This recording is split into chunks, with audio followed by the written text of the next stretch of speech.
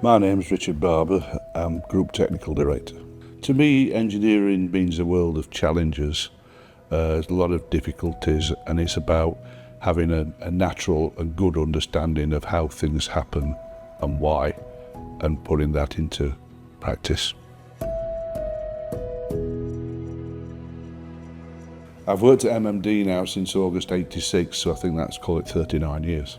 I was working in Sheffield, and finding a job and keeping a job was very, very difficult. There were very difficult times in the early '80s.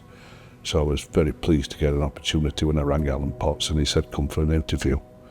But I brought out some drawings to him in the interview, and he told me that my drawings were no good. But he'd already told me I hadn't got the job, made that very, very clear. But he spent an hour telling me that, and then suddenly he said, and you'll be working over there. So that's how I started here. Yes, I can remember my first day here, probably unforgettable. I walked in and somebody gave me some drawings of the beginnings of a sizer, a small one. And they said, we want that finishing and we want a gearbox for it. But the problem was I didn't know one end of a sizer from the other at that point. So I nearly walked out of the place within the first hour. But yeah, somehow I persevered and somehow I managed to get through it. When we come up with some good things, I think that when you do start an innovation, you've got to not look at obstacles.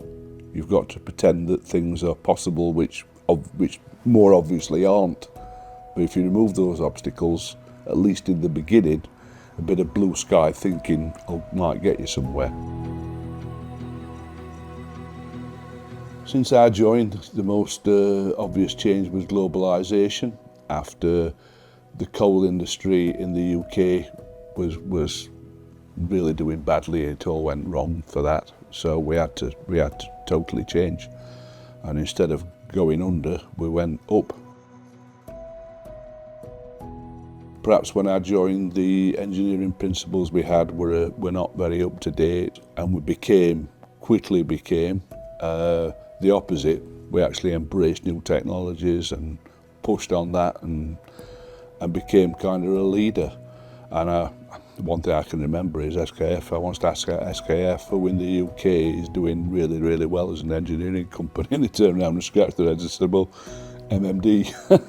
And I thought that made me really proud, actually, because I thought we're recognised now and we're getting somewhere. Welcomed as a fellow of the Royal Academy of Engineering.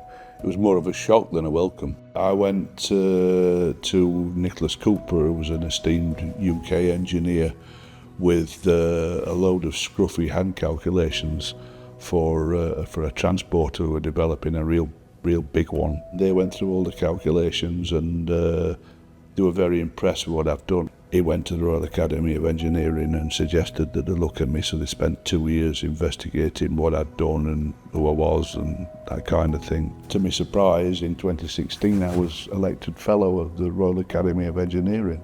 Well, I got to meet the Duke of Edinburgh who presented me, Prince Philip, and I had a great conversation with him after, and I said that I felt I was really honoured to meet him, and I was from Sheffield and I never expected to meet somebody like him. And he said, you're an engineer, aren't you? I said, yeah. He says, most people who I meet are accountants and so on. He says, you're far more important than them. Well, I'm retiring, basically. It's not really because I want to retire. It's because I recognise that you're only a custodian of life. So if you're going to do anything in your life, you've got to do something in the last bit while you can. I bought a boat. I bought a classic Broads river cruiser from the 1950s, wooden boat. It gave me a lot of work to do, a lot of jobs, traditional crafts, so on, that I enjoy doing myself. I do a lot of fishing, so I'll do some of that. I have spent 2 or 3 years working with and training some very, very clever guys. And they're cleverer than me, and I've given them what I would imagine is a really good start, so I think they'll be absolutely fine.